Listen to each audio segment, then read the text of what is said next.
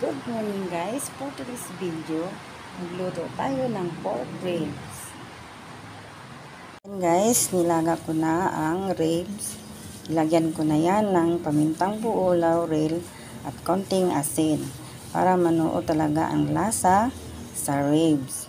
Hintayin lang natin hanggang sa lumambot.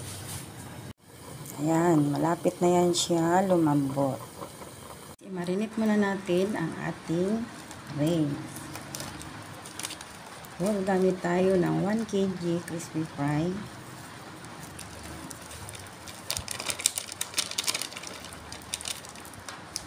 So, lagyan natin 2 egg.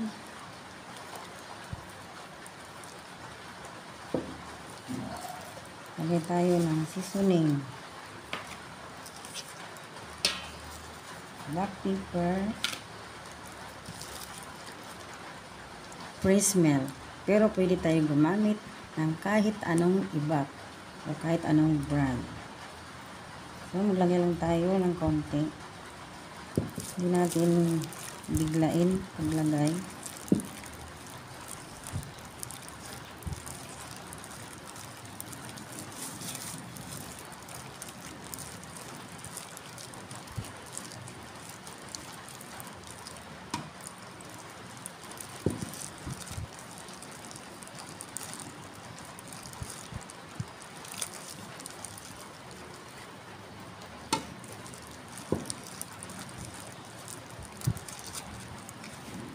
Para mabalot na ang ating ribs.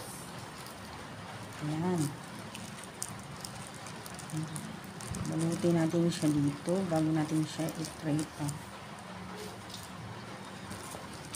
Iba talaga ang cut sa palengke kaysa mga mall.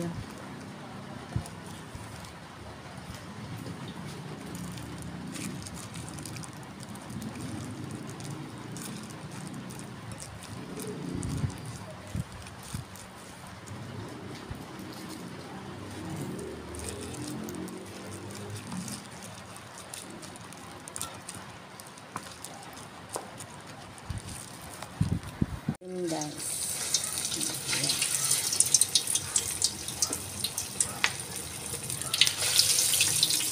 ayan.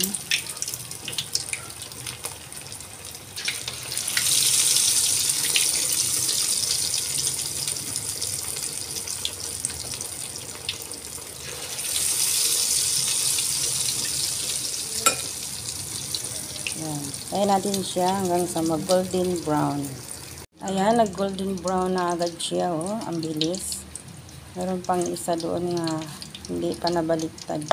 Ayan guys, luto na ang ating pork crispy ribs.